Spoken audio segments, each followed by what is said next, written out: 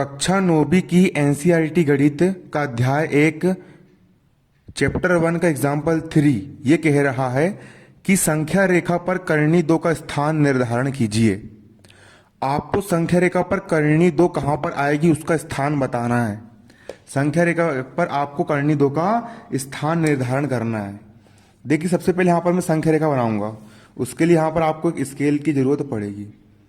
यहां पर देखिए मैंने एक स्केल लिया, हो गई हमारी स्केल, और स्केल की सहायता से एक रेखा खींच दूंगा। यहां पर मैं स्केल की सहायता से हमको क्या करना है, एक रेखा खींच देना है। यहां पर मैंने एक रेखा खींच दिया स्केल की सहायता से, हो गई हमारी ये रेखा। देखिए ये हमारी रेखा हो गई है ना। अब बिल्कुल जो बीचम बीच में होता है उसको हम क्या बोलते हैं, इसको हम जीरो कहेंगे, इसको हम क्या बोलेंगे, जीरो। अब 1-1 सेंटीमीटर का अंतराल लेना है। देखिए इसको कहीं पर भी देखो, यहाँ पर मैंने इसको 8 के बाजू में लगा दिया, फिर 1 सेंटीमीटर ये हो गया, फिर 1 सेंटीमीटर ये, फिर 1 centimetre, 1 centimetre, 1 centimetre, 1 centimetre, 1 centimetre, 1-1 centimetre का अंतराल लेना है। इसी प्रकार इस तरफ भी ले लेंगे, 8, ये 9, ये 1-1 सेंटीमीटर का हमको क्या करना है, अंतराल लेना है। जीरो, जीरो के बाद आता है 1, 1 के बाद 2, 2 के बाद 3, 3 के बाद 4, फिर 5, फिर 6, फिर 7। जीरो के पहले आ गया यहाँ पर ऋण 1, फिर ऋण 2, फिर ऋण 3, ऋण 4, ऋण 5, ऋण 6 आ गया आपको यहाँ पर इस प्रकार से। अब देखिए कर्णी 2 को हमको यहाँ पर लेना है। किसको लेना है हमको यहाँ पर, कर्णी 2 को लेना है। तो 0 और 1 के भी देखो, 0 को मैंने O बिंदु नाम दिया, ये जो बिंदु है 0 वाला इसको मैंने O बिंदु नाम दिया, और ये जो बिंदु इसको मैंने A नाम दिया A नाम। इसकी लंबाई कितनी, इसकी लंबाई 1 सेंटीमीटर है, यहां से लेके यहां तक की क्या है, 1 सेंटीमीटर है। तो ऊपर भी मैं 1 सेंटीमीटर लूंगा। देखिए ऊपर भी मैंने कितना ले लिया, 1 सेंटीमीटर ले लिया, 1 से लेकर के यहां तक 1 सेंटीमीटर ले लिया, मतलब 1 सेंटीमीटर का वर्ग बनाना है। यहां पर भी मैंने 1 सेंटीमीटर ले लिया, और ये भी मैंने कितना ले लिया, 1 सेंटीमीटर ले लिया। देखो इस बिंदु का नाम हो गया O, इस बिंदु का नाम हो गया A, और इस बिंदु का नाम हो गया, और इस बिंदु का नाम क्या हो जाएगा, इस बिंदु का नाम हो जाएगा हमारा B, और इस बिंदु का नाम हो जाएगा हमारा C। तो एक वर्ग बन गया हमारा, 0 और 1 के बीच में हमारा वर्ग बन गया। OABC हमारा क्या बन गया, एक वर्ग बन गया। यहां पर आप अच्छे देख सकते हो, वर्ग हमारा क्या बन गया, OABC हमारा क्या बन गया, वर्ग बन गया, है ना। क्लियर, देखिए OABC क्या बन गया, हमारा वर्ग बन गया। OABC हमारा क्या बन गया, एक वर्ग बन गया। 0 से लेकर के 1 तक की दूरी कितनी, 1 सेंटीमीटर है। यहां से आप स्केल से देख सकते हो, ये भी 1 सेंटीमीटर है, उसको आप नापोगे तो ये भी 1 सेंटीमीटर है, ये भी 1 सेंटीमीटर, ये भी उतनी जाएगी, ये भी 1 सेंटीमीटर ही आएगी, और ये भी 1 सेंटीमीटर है। मतलब यहां से लेकर यहां तक की दूरी भी 1 है, और यहां से लेकर यहां तक की दूरी कितनी है, 1 सेंटीमीटर है 1 सेंटीमीटर। देखिए अब बिंदु बी को बिंदु ओ से मैं मिला दूंगा, बिंदु बी को मैंने बिंदु ओ से कर दिया, यहां पर ये मिला दिया, बिंदु बी से मैंने बिंदु ओ को मिला दिया। अब देखिए यहां पर एक त्रिभुज बन गया। त्रिभुज इसको बोलते हैं, 3 भुजाओं से घिरी बंद आकृति त्रिभुज कहलाती है। ये पहली भुजा हो गई, ये दूसरी भुजा, और ये तीसरी भुजा। यहां पर आपका एक त्रिभुज बना है, और त्रिभुज समकोण बना है, समकोण त्रिभुज, क्योंकि यहां पर आला कोण 90 अंश का है। जिस त्रिभुज में एक कोण 90 अंश का होता है उसको हम समकोण त्रिभुज कहते हैं ना। तो OAB क्या है, एक समकोण त्रिभुज है। OAB क्या है, एक समकोण त्रिभुज है। OAB क्या है, हमारा एक समकोण त्रिभुज है। क्या है, OAB हमारा समकोण त्रिभुज है। तो यहां से हमको OB का मान निकालना है, हमारा आंसर निकल करके आ जाएगा, है ना। ये समकोण त्रिभुज हो गया आपका। समकोण त्रिभुज देखो, समकोण त्रिभुज में जो आड़ी भुजा होती है, समकोण त्रिभुज में जो आड़ी भुजा होती है इसे आधार कहते हैं। तो यहां पर O ये बिंदु O है और ये बिंदु A है, तो OA जो भुजा है ये क्या है, हमारा आधार है। क्लियर। और जो खड़ी भुजा होती है उसको हम लंब कहते हैं, मतलब AB भुजा लंब है। भुजा AB क्या है, भुजा AB लंब भुजा है। भुजा AB क्या है, लंब भुजा है। आड़ी भुजा को हम आधार कहते हैं, खड़ी भुजा को हम लंब कहते हैं, और ये जो तिरछी भुजा होती है इसको हम कर्ण कहते हैं। मतलब OB क्या है, हमारा कर्ण है। इस त्रिभुज का नाम क्या है, OAB। ये बिंदु O बिंदु है, और ये बिंदु A बिंदु है, और ये बिंदु B बिंदु है। तो त्रिभुज, समकोण त्रिभुज OAB में क्या लगा देंगे हम, पाइथागोरस प्रमेय लगा देंगे। देखिए यहां पर क्या लिखेंगे हम, यहां पर अब इसको थोड़ा छोटा कर लेते हैं। यहां पर लिखेंगे अब नीचे अब हम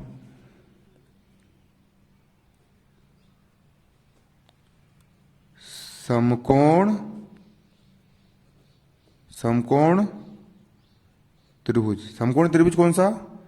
ओ ए बी, ये बन रहा त्रिभुज, ये बन रहा त्रिभुज B O A B, O A B त्रिभुज ओ ए बी में कौन सा प्रमेय लगता है? समकोण त्रिभुज में हमेशा पाइथागोरस प्रमेय लगता है। पाइथागोरस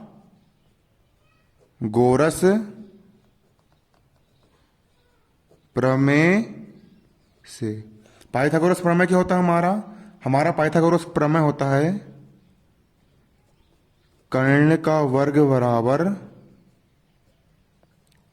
लंब का वर्ग धन आधार, आधार का वर्ग। ये होता है हमारा पाइथागोरस प्रमेय। पाइथागोरस प्रमेय क्या होता है हमारा? हमारा पाइथागोरस प्रमेय होता है कर्ण का वर्ग बराबर लंब का वर्ग धन आधार का वर्ग।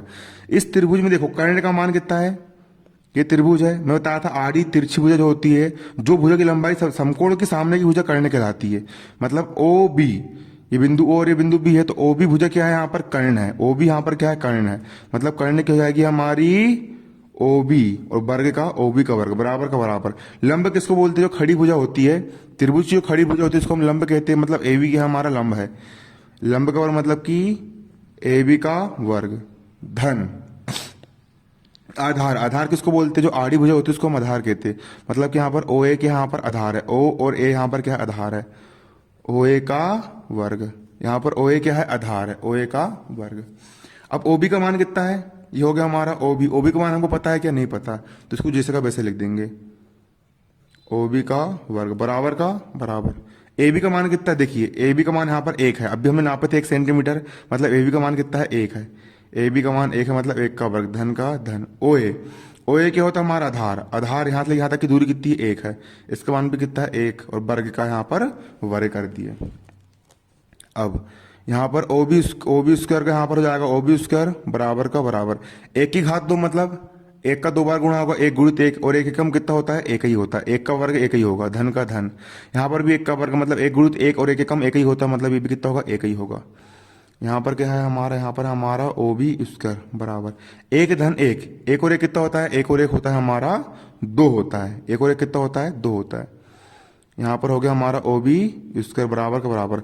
2 को हम क्या लिख सकते हैं? 2 को हम करनी 2 की घात 2 लिख सकते हैं।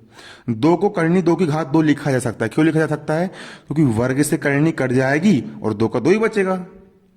अरे वर्ग से करनी हमेशा वर्ग से करनी कट जाती है। वर्ग लिखा है ना, वर्ग से करनी कट जाती है, सिर्फ कितना बचेगा? 2 ही बचेगा। मतलब 2 को करनी 2 की घात 2 लिख सकते हैं, है ना?